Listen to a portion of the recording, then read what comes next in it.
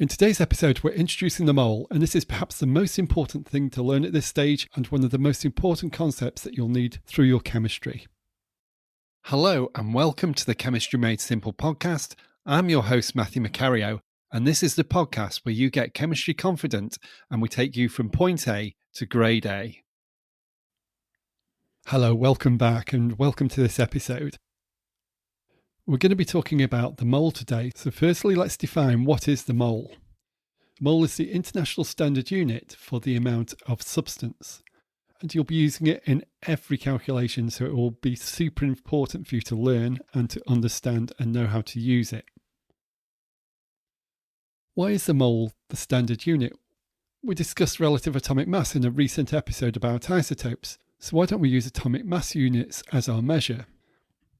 Well, it's because the atomic mass unit is an impossibly small unit. You can't measure it out. You can't weigh something in terms of atomic mass units. So it would be completely impractical to use that as a unit. And to give you an idea of scale of an atomic mass unit, 1 gram is approximately 10 to the 24 bigger than an atomic mass unit. So relative atomic mass and atomic mass units are important, but using the mass of individual atoms or molecules isn't useful. So why don't we just use grams? Well, we can't just compare the mass because reactions happen between substances in ratio of how many particles are reacting and not how heavy they are. What do I mean? Well, a balanced chemical equation tells you how many particles of each of the substances react or are formed. But substances have different masses, very different masses, because the elements have different relative atomic masses. So using mass to compare quantities of substance would not be useful.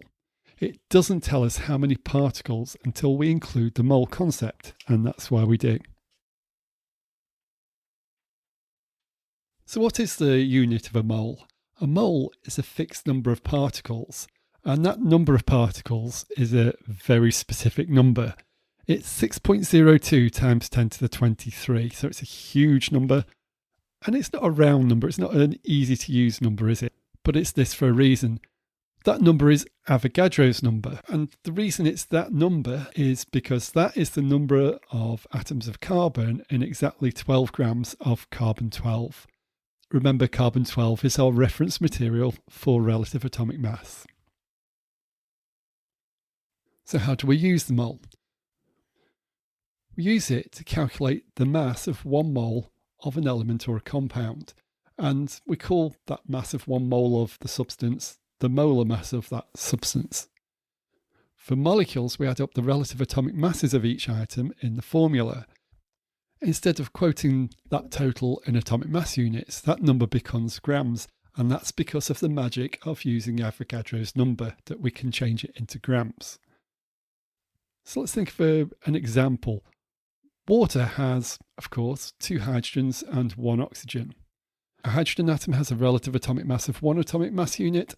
An oxygen atom has a relative atomic mass of 16 atomic mass units. Adding up the atoms present in the formula H2O gives us 18. And that means the molar mass of water is 18 grams. 1 mole of water weighs 18 grams.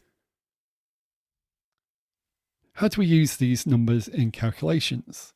Well, we frequently need to know the number of moles of a substance used or created in a reaction. If we know how many grams, then just divide that by the molar mass to find the number of moles of that substance.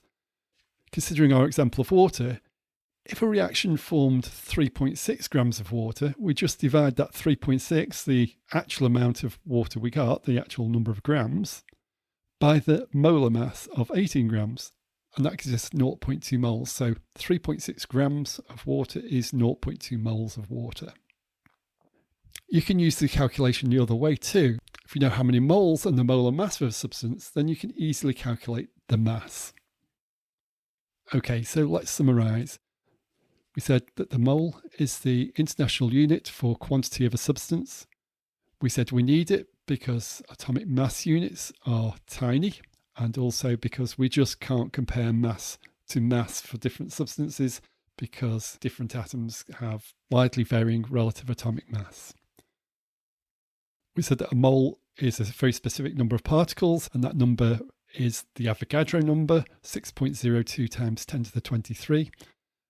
Then we talked about how to use calculations. If we know two of these three things, the number of moles, the molar mass, and the mass of the substance present, then we can calculate the one that we don't know.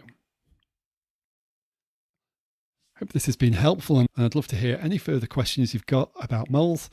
Best place to contact me if you've got questions is on Instagram, and you'll find me at Chemistry Made Simple. Thank you for listening to this episode. I hope you found it useful, and if you have had value from it, do consider visiting our Patreon community at patreon.com/chemistrymadesimple, where you'll be able to ask deeper questions about this topic and get more support for your studies too.